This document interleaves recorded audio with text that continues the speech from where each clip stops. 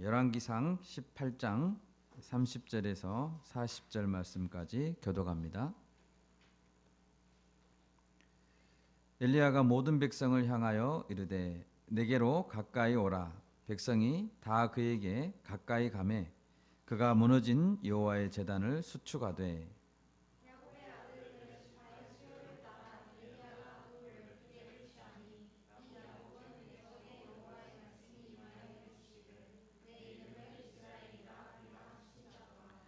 그가 여호와 이름을 의지하여 그 돌로 제단을 쌓고 제단을 돌아가며 곡식 종자 두 세알을 둘 만한 도랑을 만들고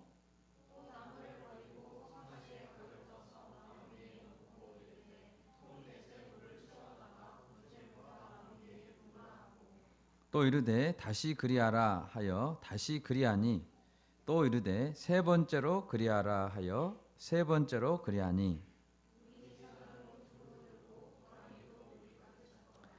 저녁 소재 드릴 때에 이르러 선지자 엘리야가 나아가서 말하되 아브라함과 이삭과 이스라엘의 하나님 여호와여 주께서 이스라엘 중에서 하나님이신 것과 내가 주의 종인 것과 내가 주의 말씀대로 이 모든 일을 행하는 것을 오늘 알게 하옵소서.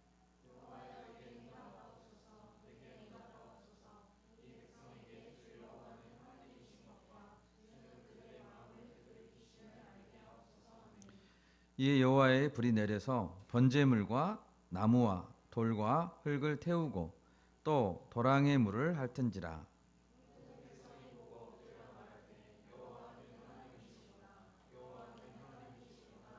함께 읽습니다. 엘리야가 그들에게 이르되 바알의 선지자를 잡되 그들 중 하나도 도망하지 못하게 하라 하며 곧 잡은지라. 엘리야가 그들을 기손 시내로 내려다가 거기서 죽이니라. 아멘. 여러분 반갑습니다. 어제는 저희가 바울교회 개척 감사 예배를 드리고 정말 하나님께 감사가 되고 그동안에 또 수고해 주시고 함께 해 주신 모든 지체들에게도 얼마나 감사가 됐는지 모릅니다. 앞으로 우리 교회가 이 자리를 통해서 하나님이 누구이신가를 또 알아가게 되고 또 하나님께서 하시는 역사에 귀하게 쓰임받는 복된 자리가 될 수 있도록 또 기대하고 기도하겠습니다. 아멘. 계속해서 열왕기상 말씀을 보고 있습니다. 오늘은 유명한 엘리야 선지자의 이야기인데요. 엘리야 선지자는 북이스라엘의 선지자였습니다. 엘리야가 활동하던 때는 아합 왕이라는 왕과 이세벨 왕비가 다스렸던 어두운 시대였습니다. 그 시대는 한마디로 말하면 우상이 다스리는 시대, 우상의 시대였습니다. 지금 북이스라엘이라고 했습니다. 다른 가나안 족속이나 다른 이방 족속을 이야기하고 있는 것이 아니고 하나님의 백성이라고 스스로 자부하는 그런 이스라엘 나라 왕국을 이야기하는데 우상이 다스리는 시대라 이렇게 이야기했습니다. 그 당시 하나님 백성이라고 자신들은 생각했지만 그들은 여호와 하나님도 섬기지만 동시에 바알과 아세라 신도 나란히 놓고 섬겼습니다. 오늘날은 어떻습니까? 오늘날도 그런 시대와 크게 다르지 않습니다.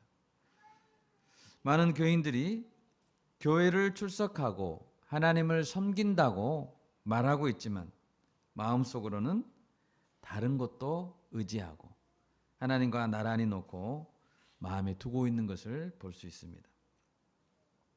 오늘 본문에서 하나님은 이러한 우상의 시대 가운데 한 사람 엘리야를 택하시고 무너진 신앙을 회복시키고자 하십니다.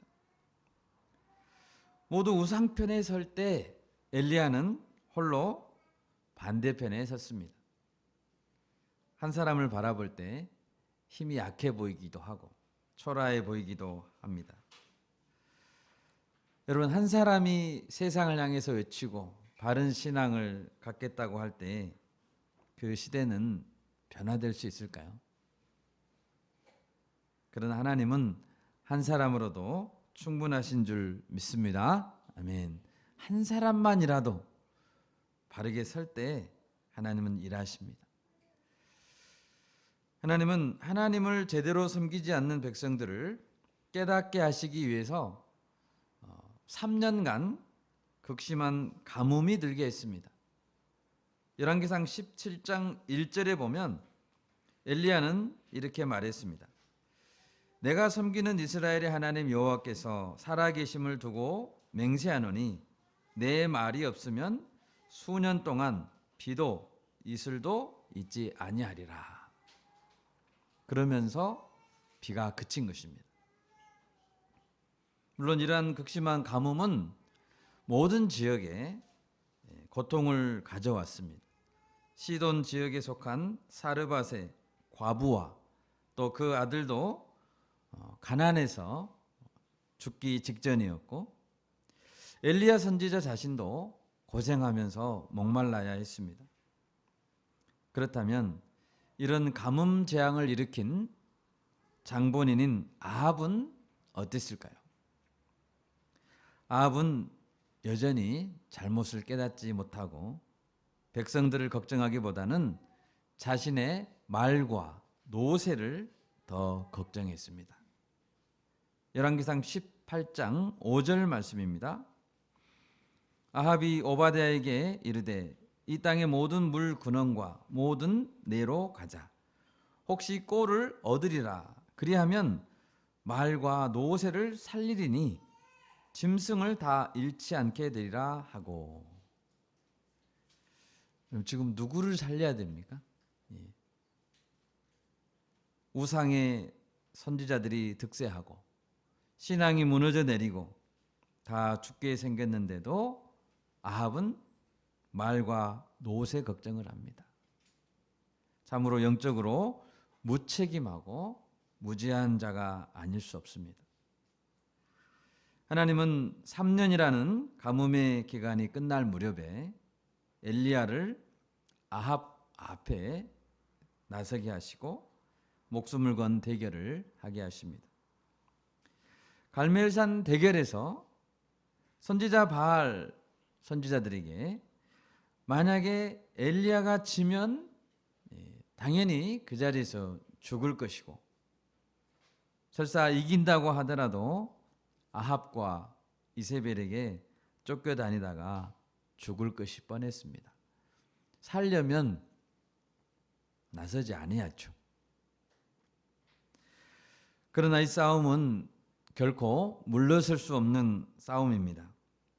하나님이 어떤 분인가를 온 천하에 드러내고 이스라엘 백성의 무너진 신앙을 회복시키는 싸움이기 때문에 엘리야도 양보할 수 없는 것입니다. 오늘 말씀의 제목은 무너진 제단을 수축하라입니다. 여러분 어떻게 무너진 제단을 수축할 수 있을까요? 무너진 예배를 다시 세우는 것은 무엇을 의미할까요? 첫 번째로 예배를 통해서 오직 하나님만 붙들게 하는 것이 무너진 제단을 수축하는 것입니다. 30절 말씀을 우리 같이 한번 읽겠습니다. 30절입니다. 엘리야가 모든 백성을 향하여 이르되 내게로 가까이 오라. 백성이 다 그에게 가까이 가매 그가 무너진 여호와의 제단을 수축하되. 아멘. 엘리야는 갈멜산에 올라온 백성들에게 말합니다. 내게로 가까이 오라. 관망만 하지 말고 가까이 와서 예배를 도와야 된다는 것이죠. 여러분 이 백성들은 하나님의 백성이라고 했음에도 불구하고 확신에 찬 신앙생활을 하지 못하는 자들이었습니다. 오늘 본문 앞에 있는 21절과 22절 열왕기상 18장 21절 22절을 같이 한 목소리로 읽겠습니다. 엘리야가 모든 백성에게 가까이 나아가 이르되 너희가 어느 때까지 둘 사이에서 머뭇머뭇하려느냐? 여호와가 만일 하나님이면 그를 따르고 바알이 만일 하나님이면 그를 따를지니라 하니 백성이 말 한마디도 대답하지 아니하는지라. 엘리야가 백성에게 이르되 여호와의 선지자는 나만 홀로 남았으나 바알의 선지자는 450명이로다. 아멘. 엘리야는 백성들에게 결단을 촉구했습니다. 너희가 어느 때까지 둘 사이에서 머뭇머뭇하려느냐? 여호와가 만일 하나님이면 그를 어떻게 해야 됩니까? 따라야 됩니다. 바알이 만일 하나님이면 그를 따를지니라. 가만히 어정쩡하게 앉아 있으면 안 됩니다. 둘 중에 한 가지는 끊어내야 하는 것입니다. 그것이 결단입니다. 신앙생활은 다른 것은 끊어내고 예수님이 계신 쪽으로 따라가는 것입니다. 아멘. 끊어내지 않으면 예수님께로 갈 수 없어요. 예수님이 가셨던 십자가의 길을 따라가는 삶이 신앙입니다. 예수님은 사도 베드로에게 맨 처음 만났을 때 이렇게 말했습니다. 나를 따라오라. 내가 너희를 사람을 낚는 어부가 되게 하리라. 예수님을 따르려면 베드로와 야고보와 요한 제자들은 많은 것을 끊어내고 버리고 따라야 했습니다. 이렇게 더 이상 머뭇거리지 마라. 선지자가 촉구하면 어떻게 대답해야 됩니까? 여러분에게 물으시면 어떻게 대답하실랍니까? 과거에 여호수아가 이스라엘 백성들을 향해서 결단을 촉구했던 때가 있습니다. 여호수아 24장 16절 한번 찾아보겠습니다. 여호수아 24장 16절. 백성이 대답하여 이르되 우리가 결단코 여호와를 버리고 다른 신들을 섬기기를 하지 아니하오리니. 15절에서 여호수아가 말했습니다. 너희가 섬길 자를 오늘 택하라 그랬습니다. 오직 나와 내 집은 여호와를 섬기겠노라 했습니다. 백성들이 16절과 같이 말하니까 여호수아는 다시 한번 정말 그렇게 하겠느냐고 물었을 때 그들이 다시 이야기합니다. 여호수아 24장 21절과 22절을 같이 읽습니다. 21절 22절입니다. 백성이 여호수아에게 말하되 아니니이다 우리가 여호와를 섬기겠나이다 하는지라. 여호수아가 백성에게 이르되 너희가 여호와를 택하고 그를 섬기리라 하였으니 스스로 증인이 되었느니라 하니 그들이 이르되 우리가 증인이 되었나이다 하더라. 여러분 엘리야의 말에도 갈멜산 위에서도 이러한 결단이 있어야 되는 것입니다. 아멘. 우리도 그렇게 결단하고 말해야 하는 것입니다. 이것이 정상적인 반응입니다. 그런데 오늘 본문의 백성들은 어떤 이유에서든지 아무 말도 하지 않았습니다. 침묵했습니다. 그들의 신앙은 선택하고 결단하는 신앙이 아니었던 것입니다. 왜 그랬을까요? 엘리야는 한 사람만 있고 나머지 850명의 선지자가 반대편에 있습니다. 아무리 믿음이라 해도 한 사람을 택하기는 쉽지 않았던 모양입니다. 괜히 불안하기도 하고 많은 사람 가운데 있어야 더 안정감이 들고 이길 것 같은 그런 마음이 들었을 수도 있습니다. 그것을 우리는 군중심리라고 합니다. 예수님도 그렇게 말씀하신 적이 있죠. 넓은 길로 넓은 문으로 가지 말고 좁은 문으로 가라 했습니다. 엘리야의 편에 섰다가는 자칫 잘못하면 죽을 수도 있다는 두려움이 있었을 것이고 아니면 곧 불로 응답하는 쪽이 어느 쪽이냐 결판이 날 텐데 응답하는 것을 보고 그리고 선택하겠다. 꼼수를 부릴 수도 있습니다. 여러분, 우리는 언제 선택해야 됩니까? 불로 응답한 거 보고 선택해야 됩니까? 아니죠. 그들은 여호와 하나님도 믿고 우상도 놓지 못하는 양쪽 다 붙들고 있는 혼합주의 신앙을 보여주고 있습니다. 작년 2022년 11월에 한국 기독교 사회문제연구원이 이런 설문조사를 했다고 합니다. 그리스도인들 1000명에게 물었습니다. 다른 종교에도 구원이 있다고 생각하십니까? 여러분 어떻습니까? 교회에 출석하고 있는 분들 중에 다른 종교에도 구원이 있다라고 생각하는 사람이 25%나 됐습니다. 잘 모르겠다. 있을 수도 있고 없을 수도 있다라고 대답한 사람이 21%였습니다. 어떤 사람이요? 교회를 잘 출석하고 있는 사람이에요. 반면에 출석하지 않지만 나는 그리스도인이라고 생각하는 사람들도 있었겠죠? 가난한 성도들. 그들 중에는 무려 62%가 타 종교에도 구원이 있다고 대답했다는 것입니다. 잘 이해가 되지 않습니다.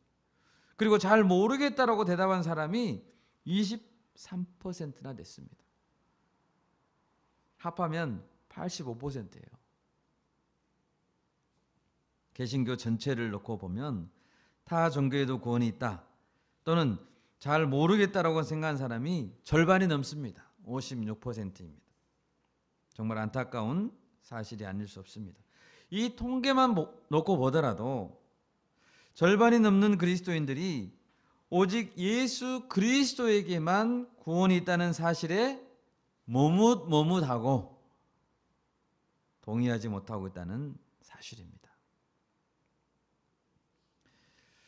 예수님께서 말씀하셨습니다. 요한복음 14장 6절에서 말씀하셨습니다. 예수께서 이르시되 내가 곧 길이요 진리요 생명이니 나로 말미암지 않고는 아버지께로 올 자가 없느니라. 아멘입니까? 아멘입니다. 나로 말미암지 않고는 아버지께로 갈 수 없어요. 요한복음 10장에 보면 예수님은 자신이 곧 양의 문이다라고 말하고 있습니다. 다른 문으로는 들어갈 수 없다라고 말했습니다. 누구든지 나로 말미암아 들어가야 구원을 얻는다라고 말했습니다. 그리고 나보다 먼저 온 사람은 다 절도요 강도라고 했습니다. 여러분 이 말씀을 믿고 우리가 예수님을 유일한 구원자로 영접해야 하고 그렇지 않는다면 어느 누구도 구원받을 수 없다는 것을 믿어야 합니다. 믿으십니까? 아멘. 다른 구원의 길은 없습니다. 엘리야는 주저하고 있는 백성들에게 지금 말하고 있는 것입니다. 내게 가까이 오라. 오늘도 예수님은 우리에게 말씀하십니다. 나를 따르라. 내게 가까이 오라. 하나님은 머뭇머뭇하고 있는 백성들에게 다시 기회를 주시고 긍휼히 여기고 계시는 것입니다. 엘리야를 통해서 하나님께 가까이 하는 신앙을 회복하게 하시고 예배를 돕게 하십니다. 그리고 불로 응답하는 하나님을 보게 하십니다. 요 하나님만 선택합시다. 아멘. 요 하나님만 선택하고 오직 예수님만 따르기를 결단하는 저와 여러분이 되기를 간절히 바랍니다. 두 번째로 무너진 제단을 다시 세우는 것은 예배의 중요성을 깨닫는 것입니다. 엘리야는 목숨을 건 신앙의 도전을 지금 하고 있습니다. 혼합주의 신앙의 세대에게 보여주어야 할 것. 타종교에도 구원이 있고 또는 잘 모르겠다라고 말하고 있는 사람들이 절반이 넘는 이 세대에 우리가 어떻게 해야 하나님이 살아계시고 유일하신 분이라는 것을 나타낼 수 있을까요? 그것은 강력하고 절대적인 신앙을 보여주는 것입니다. 엘리야는 그 전까지는 그리 시냇가에 숨어 지냈습니다. 그리고 때가 되자 이젠 아합 왕에게 얼굴을 보이면서 자신을 드러냈습니다. 자신을 드러냈다는 것은 죽음을 각오한 것이죠. 아합과 이세벨은 응답하든지 안 하든지 어느 편이 응답하든지 무조건 엘리야를 죽이려고 하고 있습니다. 엘리야 입장에서는 이래도 죽고 저래도 죽습니다. 아합 왕에게 나타나는 것 자체가 죽음을 예고하고 있는 것이나 마찬가지인 것입니다. 그러나 엘리야는 하나님의 보내심을 응답으로 아합 앞에 나서고 아합 왕과 바알 선지자와 백성들 앞에 하나님의 증인으로 자신을 제물로 올려드리는 자로 서고자 한 것입니다. 여러분, 우리 인생은 다 죽습니다. 한 번은 다 죽습니다. 이렇게 살아도 죽고 저렇게 살아도 죽습니다. 그렇다면 멋지게 하나님의 제단에 올려드려지는 산제물로 살다가 죽을 수 있기를 바랍니다. 아멘. 우리는 계속 숨어 있을 수 없습니다. 언젠가 때가 되면 세상에 내 모습을 드러내야 합니다. 여러분, 친구들에게 또 직장에서 또 학교에서 나는 그리스도인이다 라고 나타내셨습니까? 나는 오직 예수님만을 믿는다. 예수님께만 구원이 있다 라고 당당하게 드러내셨습니까? 세상은 그리스도인들을 보고 있습니다. 하나님을 향한 확신 그리고 순수한 신앙을 우리가 드러낼 때 세상도 우리를 인정하는 것입니다. 예수님 말씀하셨습니다. 소금이 맛을 잃으면 세상도 그 소금을 밟아버린답니다. 우린 소금이죠. 밟히지 않으려면 짠맛을 내는 길밖에 없습니다. 그러면 엘리야는 어떻게 무너진 제단을 수축합니까? 먼저 엘리야는 바알 선지자, 바알의 제사장들에게 선제 공격을 하도록 양보했습니다. 그들은 아침부터 오후 3시까지 저녁 소재 드릴 때까지 6시간 동안 최선을 다해서 그들 나름대로 예배했습니다. 그러나 엘리야는 여유 있게 양보했죠. 성도란 조바심을 낼 것도 없고 두려워할 것도 없기 때문에 양보할 수 있는 자입니다. 바알의 제사장들은 큰 소리로 지르고 칼과 창으로 자해도 하면서 29절에 보면 미친 듯이 떠들었다라고 기록되어 있습니다. 아무리 크게 소리를 질러도 들을 수 있는 자는 없었습니다. 그는 6시간 동안 예배했지만 6일이고 60일이고 계속 기도한다고 해도 죽은 바알이 응답할 리는 없습니다. 31절을 보십시오. 엘리야는 돌 12개를 취했습니다. 그리고 그것으로 제단을 쌓았습니다. 근데 이 12개는 야곱의 아들들의 지파의 수요를 따라 취한 것이다 라고 기록하고 있습니다. 여러분, 엘리야 당시는 이미 남유다와 북이스라엘 왕국이 분열된 상태죠. 그리고 서로 자주 전쟁을 일으키고 싸운 관계였습니다.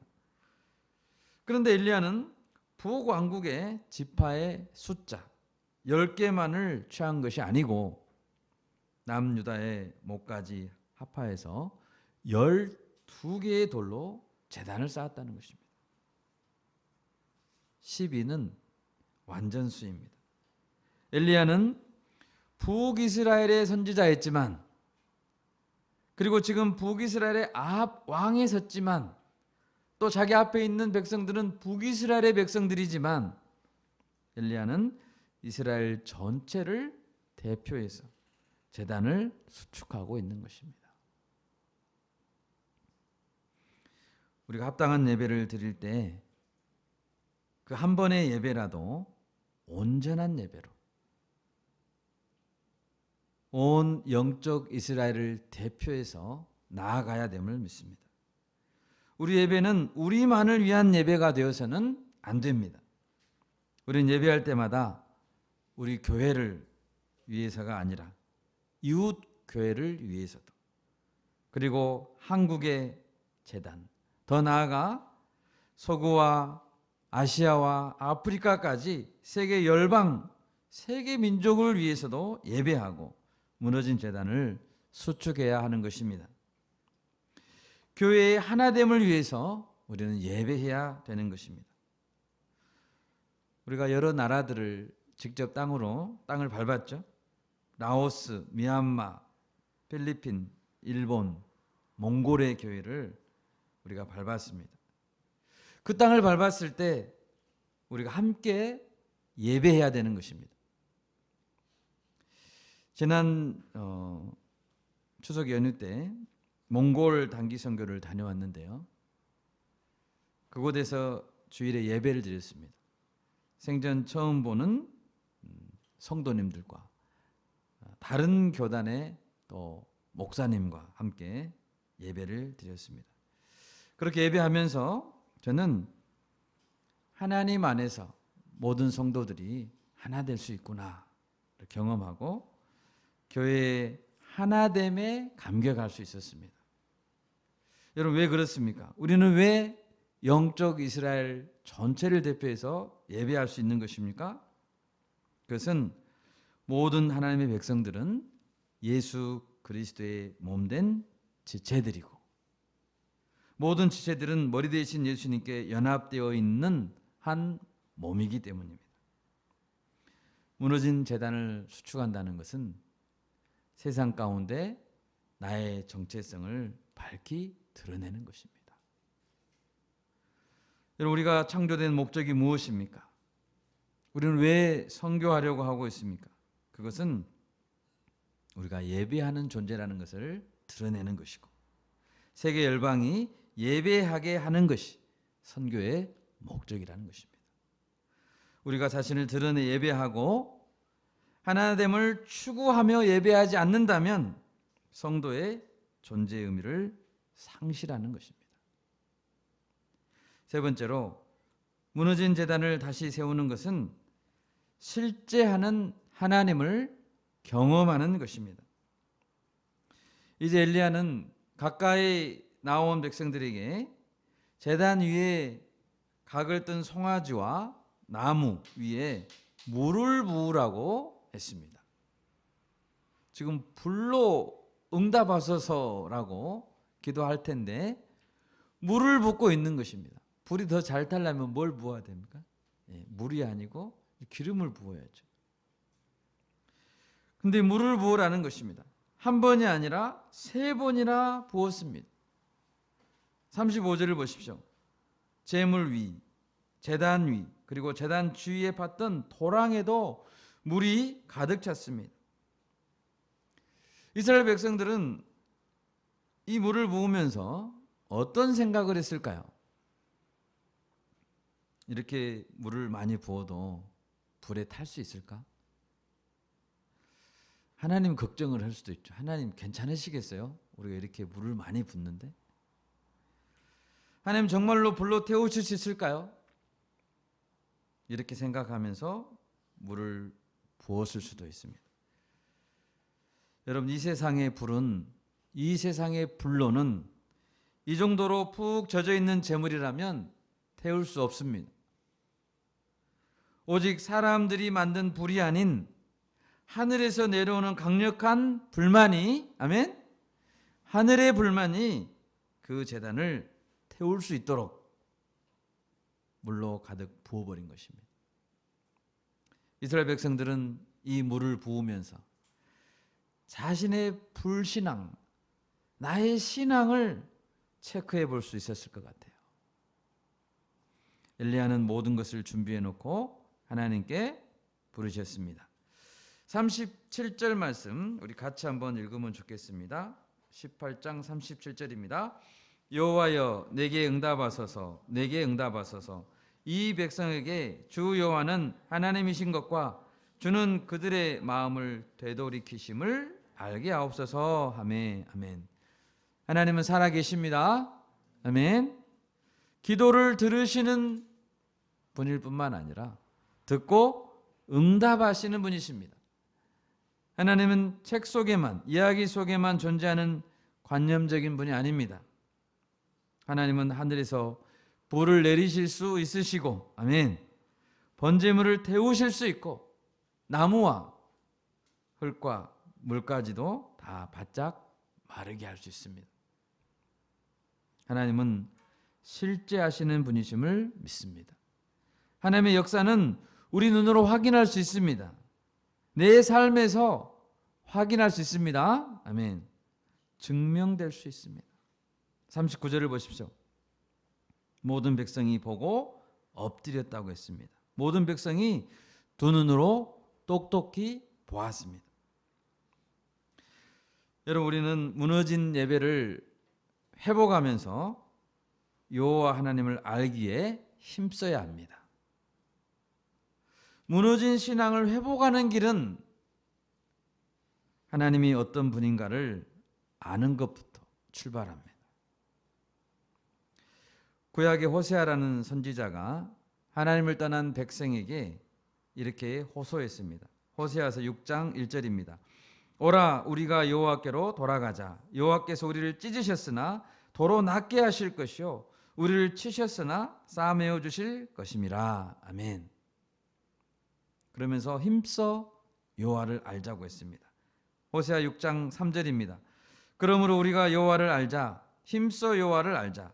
그의 나타내심은 새벽빛 같이 어김없나니 비와 같이 땅을 적시는 늦은 비와 같이 우리에게 임하시리라 하니라. 아멘. 우리가 여호와를 알되 어떻게 알아야 됩니까? 힘써 알아야 됩니다. 힘쓰지 않으면 알기 어렵습니다. 하나님이 어떤 분인지 부지런히 배웁시다. 아멘. 경험하지 못한다면 우리의 신앙은 회복될 수 없습니다. 예수님도 하나님을 아는 것이 얼마나 중요한지 요한복음 17장 3절에서 말씀했습니다. 영생은 곧 유일하신 참 하나님과 그가 보내신 자 예수 그리스도를 아는 것이니이다. 백성들은 불로 응답하시는 하나님을 보았고 자신들의 불신앙을 깨닫게 됐을 것입니다. 하나님 이런 분이구나 깨닫고 바른 신앙을 회복하는 계기가 되었을 것입니다. 마지막 네 번째로 무너진 제단을 다시 세우는 것은 거짓된 것을 척결하는 것입니다. 40절을 보십시오. 엘리야는 바알의 선지자들을 기손 시내에서 모조리 죽였습니다. 그 선지자들은 엘리야가 드리기 좀 전에 제사를 드렸죠. 그 제사는 바알 선지자들이 드린 마지막 제사였습니다. 그리고 그날은 자신들의 제삿날이었습니다. 우리는 이 사실을 통해서 바른 예배를 드리는가 아니면 거짓된 예배를 드리는가는 축복이냐 심판이냐를 가름하고 생명이냐 죽음이냐를 가름하는 중요한 계기가 됨을 알 수 있습니다. 여러분 예배를 잘 드려야 됩니다. 네. 예배를 잘 못 드리면 바알의 제사장들처럼 되는 거예요. 하나님을 대적하는 자들, 우상 숭배하는 자들은 결단코 천국에 들어가지 못합니다. 그럼 우리는 내 안에 있는 우상적인 요소를 찾아서 제거하고 거짓된 선지자들을 척결해야 되는 것입니다. 신명기 13장에 보면 하나님은 이스라엘 백성들이 가나안 땅에 들어가서 살 때 거짓 선지자, 꿈꾸는 자들이 나타나게 될 것이다 라고 말씀하셨고 그들은 이적도 행하고 기사도 행할 것이라고 말했습니다. 여러분, 거짓 선지자도 기적을 행할 수 있습니다.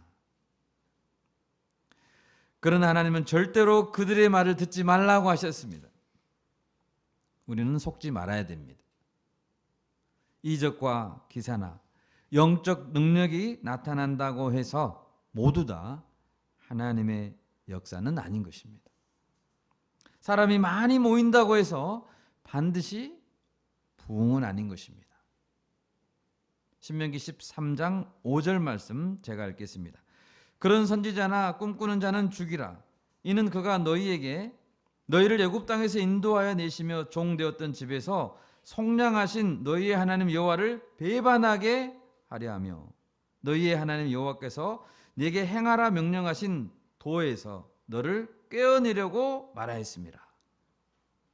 너는 이같이 하여 너희 중에서 악을 제할지어다. 아멘. 거짓 선지자나 꿈꾸는 자는 하나님을 떠나게 만듭니다. 하나님의 명령하신 진리의 말씀에서 우리를 깨어낸다고 했습니다. 말씀에서 깬다고 했습니다. 그리고 넘어지게 만든다고 했습니다. 그러므로 그들을 멀리하고 잘라내야 하는 것입니다. 우리 주변에는 어떤 우상들이 있습니까? 바알과 아세라 신은 없으니까 괜찮습니까? 아닙니다. 골로새서 3장 5절과 6절 말씀합니다. 그러므로 땅에 있는 지체를 죽이라. 곧 음란과 부정과 사욕과 악한 정욕과 탐심이니 탐심은 우상 숭배라. 이것들로 말미암아 하나님의 진노가 임하느니라. 위에 계신 예수 그리스도를 생각하지 못하게 방해하는 것들이 우상입니다. 이 땅에서 안락하게 살려는 욕심, 이 땅에 소망 두게 하고 하나님의 말씀을 어둡게 만드는 모든 요소들이 우상인 것입니다. 음란과 부정과 사욕과 악한 정욕과 탐심, 이것이 우상이라고 했습니다. 우리가 무너진 제단을 수축하면서 악한 것을 내 삶에서 제거하는 것까지 나아가지 않는다면 그 우상들은 또다시 제단을 무너뜨릴 것입니다. 우리의 예배가 반드시 악한 것을 불태우고 제거해 버리는 데까지 나아갈 수 있기를 바랍니다. 아멘. 그렇게 했을 때 비로소 오늘 본문 이후에 41절에서 이하에 보면 비로소 하나님은 3년간의 가뭄을 멈추시고 큰 비를 내리셨던 것입니다. 이제 말씀을 맺겠습니다. 여러분, 우리의 예배가 하나님만을 섬기는 예배가 되기를 원합니다. 아멘. 예수님으로 말미암지 않고는 아버지께로 올 자가 없습니다. 아멘. 특히 바른 예배는 거짓 우상들, 내 안에 있는 거짓 우상적인 요소들, 욕심과 이 땅의 소망을 두려고 하는 그것들, 그 우상들을 끊어내는 데까지 우리가 나아가야 함을 새길 수 있기를 바랍니다. 우리 남은 생애가 매일매일 하나님만을 섬기고 의지할 수 있기를 주님의 이름으로 축원합니다. 네, 아멘.